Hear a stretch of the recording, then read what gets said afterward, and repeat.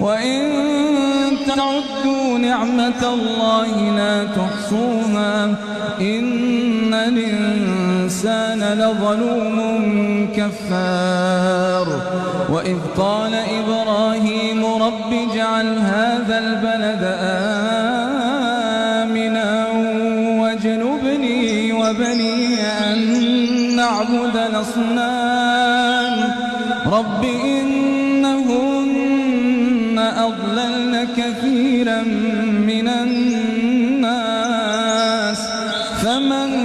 تبعني فإنه مني ومن عصاني فإنك غفور رحيم